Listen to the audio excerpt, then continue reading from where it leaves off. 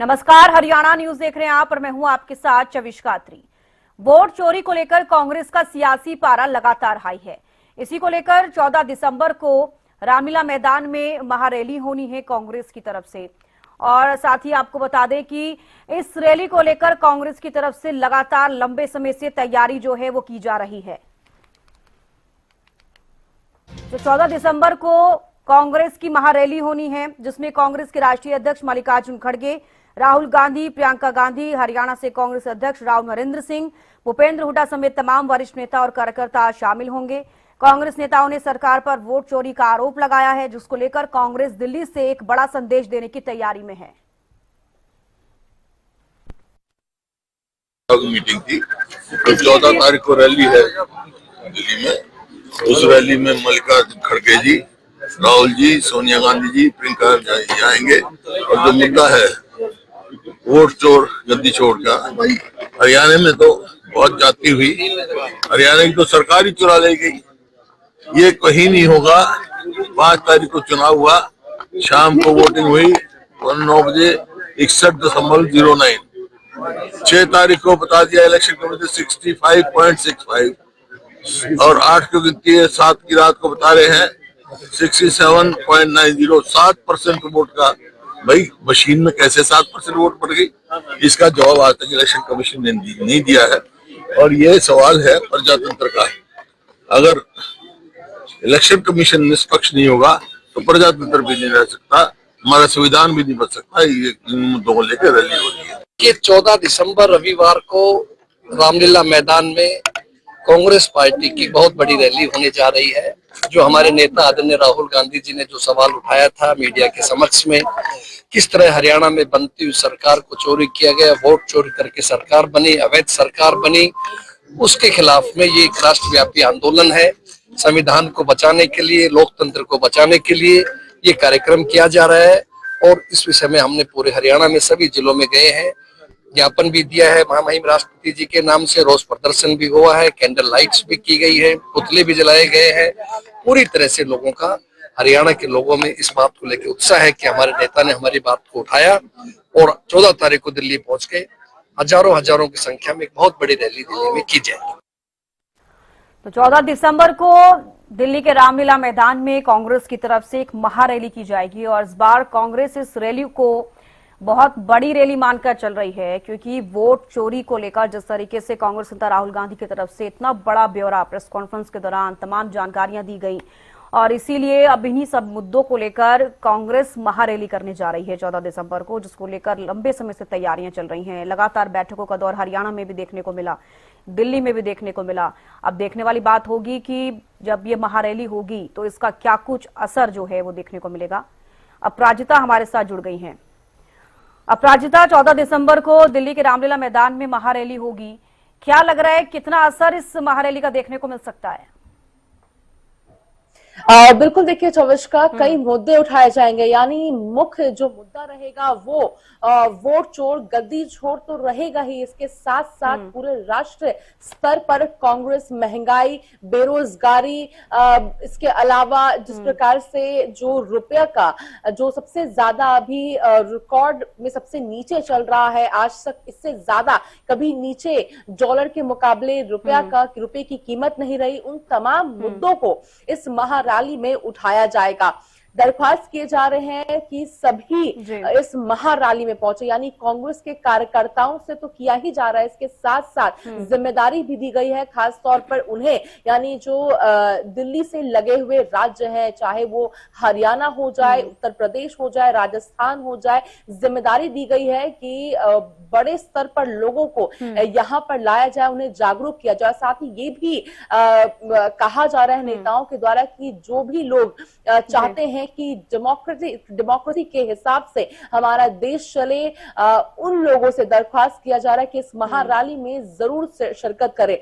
उम्मीद की जा रही है कि बड़े संख्या में लोग पहुंचेंगे, हालांकि केवल आसपास के राज्यों से नहीं बल्कि साउथ से भी कई लोग यहां पर आएंगे और इस महारैली का हिस्सा बनेंगे। वरिष्ठ नेताओं के जिस प्रकार से अगुवाई में ये रैली रखी गई है, यानी राहुल गांधी नेता विपक्ष की अध्यक्षता में ये महारैली होने होने वाली है। मल्लिकार्जुन खड़गे कांग्रेस के राष्ट्र अध्यक्ष मौजूद रहेंगे, प्रियंका गांधी महासचिव, इसके अलावा सोनिया गांधी भी मौजूद रहेंगी। इसके अलावा कई वरिष्ठ नेता मौजूद रहने वाले हैं। बड़े जो स्टेज का यहाँ पर आयोजन किया गया है, तमाम वरिष्ठ नेता स्टेज पर मौजूद रहेंगे और लोगों को जागरूक करने की यहाँ पर जिम्मेदारी दी गई है नेताओं को कि किस प्रकार से देश में वोट चोरी हो रही है। खासतौर पे हरियाणा H5 कर कई बड़े खुलासे राहुल गांधी के द्वारा किए गए थे। दावा किया गया था कि वोट चोरी कर हरियाणा में भारतीय जनता पार्टी की सरकार बनी है और इसी प्रकार की जो प्रैक्टिस है वो अन्य राज्य में भी किया जा रहा है, चाहे वो SIR के जरिए किया जाए। वोटों को यानी लोगों से वोट देने के जो अधिकार है वो छीना जा रहा है। BLOs पर लगातार दबाव बनाए जा रहे हैं जिस वजह से वो आत्महत्या कर रहे हैं। कई बातें हैं जो इस महारैली में देखने को मिलेगी। नेताओं के द्वारा जनता को, कार्यकर्ताओं को बताया जाएगा। हालांकि इसका अगर क्या असर रहेगा इसकी हम बात करते हैं तो युवाओं को, वरिष्ठ बुजुर्गों को, तमाम को ये जागरूक करने की कोशिश कांग्रेस के द्वारा की जाएगी कि किस प्रकार से युवा अपनी आवाज उठाए। क्योंकि हमें ध्यान है चविश का कि जब H5 कर प्रेस कॉन्फ्रेंस राहुल गांधी के द्वारा किया गया था तो आखिरी में जो सबसे लास्ट PPT थी उसमें जेनजी का जिक्र किया गया था। यानी राहुल गांधी के द्वारा दरख्वास्त की गई थी कि जो युवा है, जो जेनजी है, वही अब इस देश का सुधार कर सकते हैं, उन्हें आवाज उठाने की आवश्यकता है। क्योंकि जब सवाल किए गए थे कि इलेक्शन कमीशन के खिलाफ सुप्रीम कोर्ट जाना चाहिए, कोर्ट में जाना चाहिए, तो प्रेस कॉन्फ्रेंस कर क्या फायदा होगा, तो राहुल गांधी के द्वारा जरूर कही गई थी ये बात की आवश्यकता है कि जो आम जन है, जो युवा है, वो मोर्चा संभाले। तो कहीं ना कहीं युवाओं पर इसका एक सकारात्मक असर रहे और युवा इसका चेकलिस्ट करे और लगातार ध्यान दे कि किस प्रकार से वोट चोरी देश में हो रही है, चाहे SIR के माध्यम से किया जाए या EVM के माध्यम से की जाए, या फिर जिस प्रकार से अनएम्प्लॉयमेंट लगातार बढ़ रही है, ट्रेड डील्स जो हो रही है, यानी जो इंपोर्ट एक्सपोर्ट्स के प्राइसेस हैं उसमें बदलाव हो रहा है। तमाम चीजों की जागरूकता युवाओं के अंदर हो, ये मंशा कांग्रेस की है। इसके साथ साथ कई महत्वपूर्ण मुद्दे और उठाए जाएंगे क्योंकि राष्ट्र स्तर पर जिस प्रकार से इस महारैली का आयोजन किया गया है तो काफी एक सकारात्मक जिस तरीके से कांग्रेस चल रही है इस महारैली को लेकर, और ये उम्मीद है कि जो भी लोग डेमोक्रेसी के हिसाब से चलना चाहते हैं कि देश बाबा भीमराव अंबेडकर ने जिस प्रकार से लिखा था उस हिसाब से हमारे देश चले, तो वो सभी लोग यहाँ पर पहुंचे, ये उम्मीद कांग्रेस के द्वारा की जा रही है। हालांकि देखने वाली बात होगी चविष्का कि इस महारैली के बाद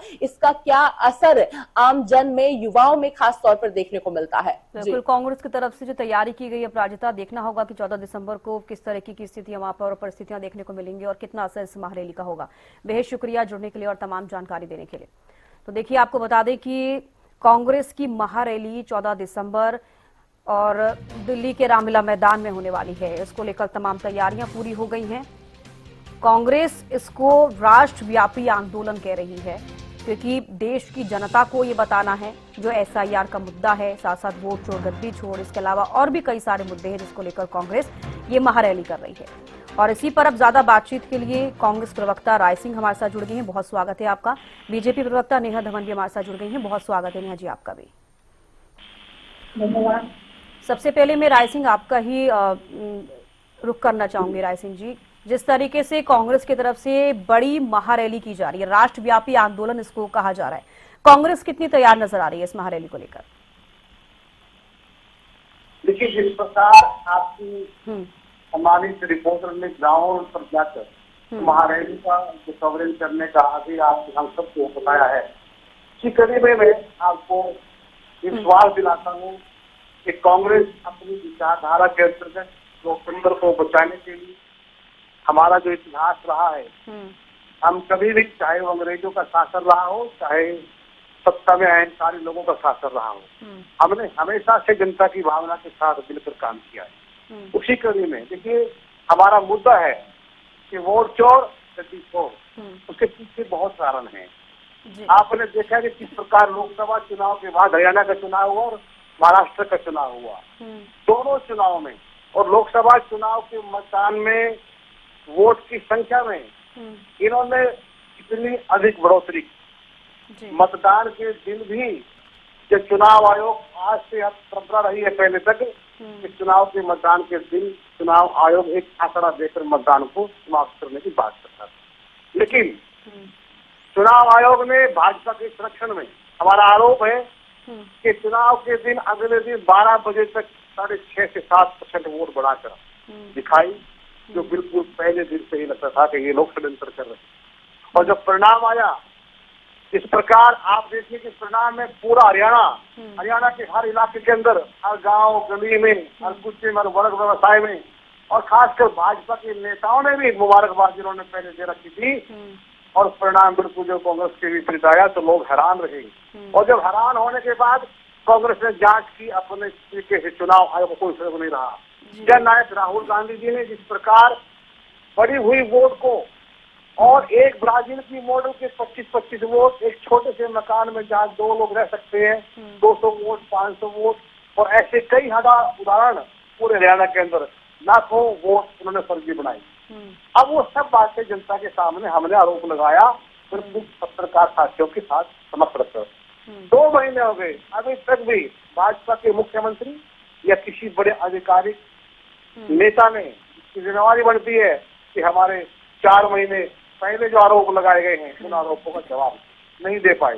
कोई इनके पास आधार नहीं है अपने आप को बचाने का। उसके बाद बिहार का चुनाव हुआ। बिहार के चुनाव में इन्होंने वोट को चोरी करने का तरीका बदल दिया।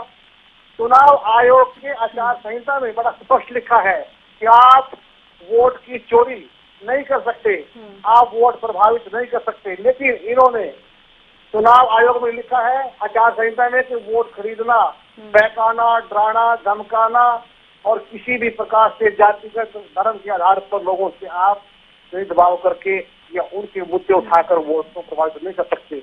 देखिए 11 अक्टूबर को चुनाव हुआ और 9 अक्टूबर तक महिलाओं के खाते में सरकारी स्कीमों के माध्यम से इन्होंने 10-10 हजार रुपए पहुंचाए। 65 लाख महिलाओं को कितने अधिक पैसे इन्होंने दिए, अगर हम उसको 10,000 से प्रतिमाह गुणा करें तो करोड़ों रुपए इन्होंने वोट जीतने के लिए बिहार के अंदर लगाए। SIR के नाम पर धोखा किया है। 65 से लगभग 92 लाख तक जब हमने उस बात को देखा कि इन्होंने SIR के धोखा किया, तो कांग्रेस के 54,672 आंकड़े हमारे पास हैं। हमारे BLO की इन्होंने अनुमति नहीं दी कि हम कोई आरोप लगाकर इनको उनकी संख्या बताएं। समय निर्धारित करने के बावजूद भी इन्होंने हमारा किसी प्रकार से सहयोग नहीं किया। चुनाव आयोग ने अपना वेबसाइट बंद कर दी। तो ऐसे में मुद्दे जब जनता के सामने हो तो स्वाभाविक है कि लोकतंत्र को हड़पने वाले लोगों के खिलाफ लोग सड़कों पर आएंगे।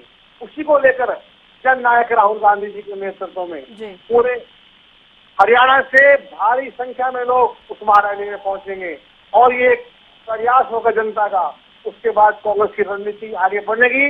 हम किसी भी प्रकार से लोकतंत्र की चोरी से कि उस सरकार की एक व्यक्ति की एक वोट का बड़ा महत्व होता है, उसको भी अगर ये लोकतंत्र के लुटेरे उसकी वोट को अगर लूट कर सरकार बनाते हैं तो सरेआम उस वंचित वर्ग के साथ, गरीब के साथ धोखा है जो अपनी वोट से समझता है कि मेरी वोट से सरकार बनी हुई है। चोरी की सरकार के खिलाफ महारैली में लोगों के अंदर उत्साह है। लोग समय पर उत्साह के साथ पहुंचेंगे। और राय सिंह जी, तो देखना होगा 14 दिसंबर को रामलीला मैदान में जब कांग्रेस की तरफ से महारैली की जाएगी तो क्या कुछ तस्वीर रहेंगी। ठीक है, लौटूंगी राय सिंह जी आपके पास। नेहा धवन बीजेपी प्रवक्ता हमारे साथ जुड़ी हुई हैं। नेहा जी, आपने सुना राय सिंह जी क्या कुछ कहते हुए नजर आई हैं। ये भी उन्होंने कहा कि बीजेपी की तरफ से कोई भी सहयोग नहीं दिया गया। अगर कांग्रेस नेता राहुल गांधी की तरफ से इतने बयानबाजी की गई, इतने आरोप लगाए गए, तो बीजेपी चुप क्यों थी? एक सबसे बड़ा सवाल ये भी कांग्रेस की तरफ से, और इसी को लेकर अब महारैली की जा रही है। क्या कुछ बीजेपी इसको सोच रही है, किस तरीके से देख रही है इस महारैली को? चविष्का जी, कांग्रेस के प्रवक्ता ऐसा लग रहा था जैसे किसी रैली को संबोधित कर रहे हैं।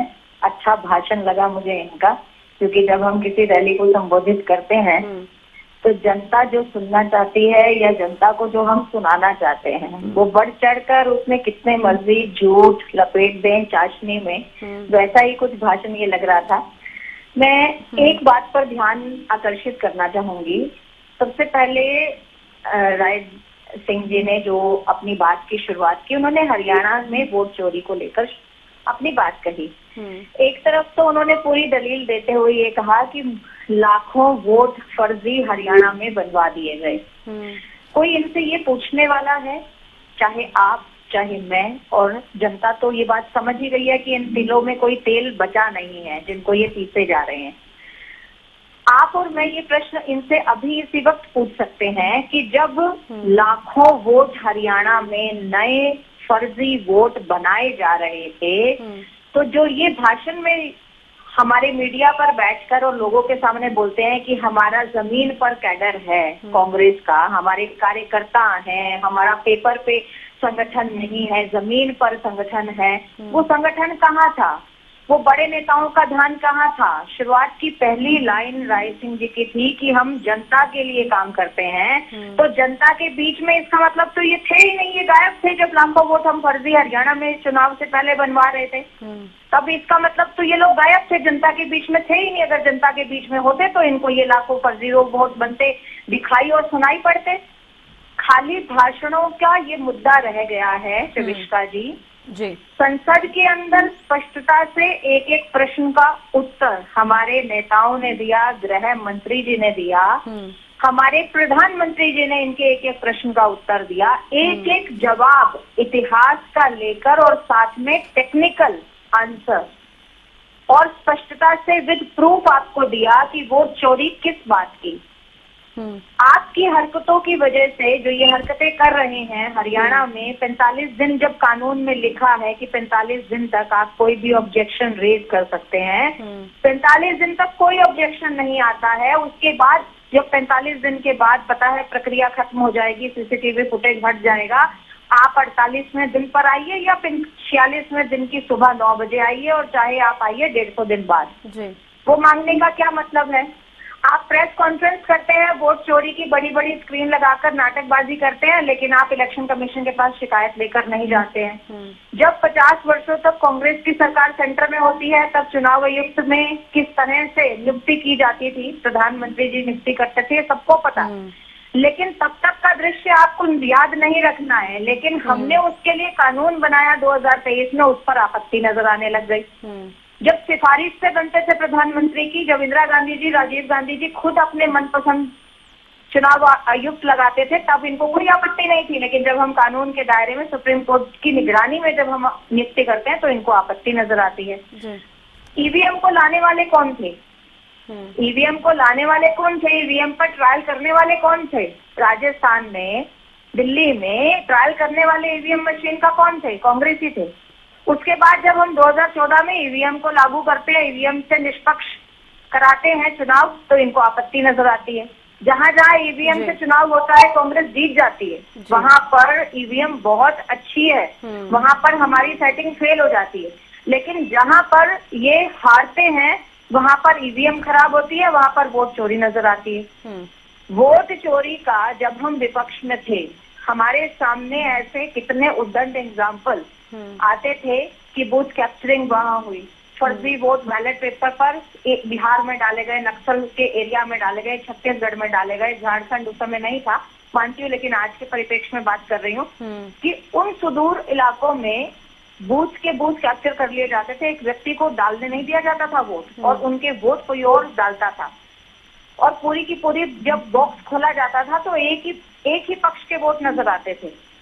उस समय इनको वोट चोरी दिखाई नहीं देती थी। लेकिन आज जब निष्पक्ष जनता अपने मत का अधिकार का प्रयोग करके अपनी इच्छा को दिखाकर अपने मन पसंदीदा दल को चुनती है, तो उस पर इनको वोट चोरी नजर आती है। बिल्कुल सही कहा अमित शाह जी ने। जब तक आप इस ढोल को पीटते रहेंगे ना, मैं राय सिंह जी को ये बात कह रही हूँ, राय सिंह जैसे सभी कांग्रेसियों को ये बात कह रही हूँ, आप जब तक जनता के मन की बात को जानेंगे नहीं और इस तरह के ढोल पीटते रहेंगे, आप हर राज्य से बाहर जाएंगे।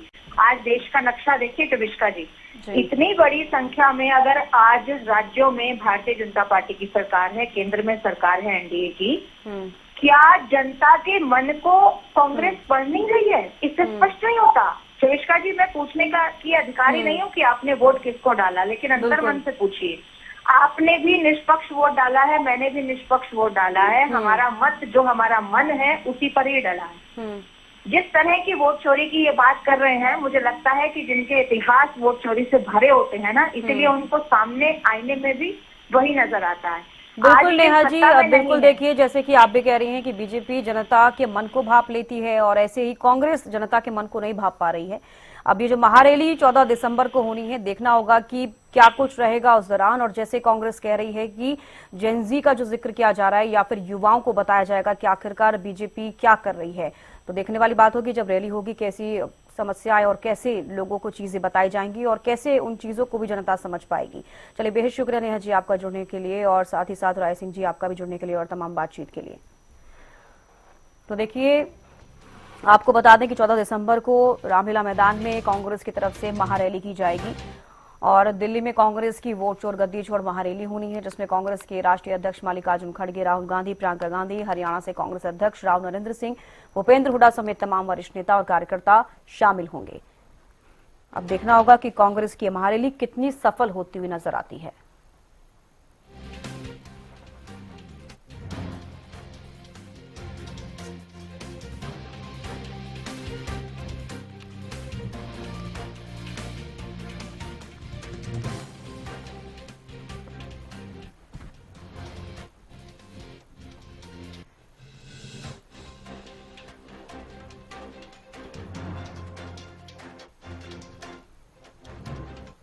तो कांग्रेस नेताओं ने सरकार पर वोट चोरी का आरोप लगाया, जिसको लेकर कांग्रेस दिल्ली से एक बड़ा संदेश देने की तैयारी में है और इसी के चलते 14 दिसंबर को रामलीला मैदान में कांग्रेस की महारैली होगी, जिसको कांग्रेस राष्ट्रव्यापी आंदोलन कह रही है।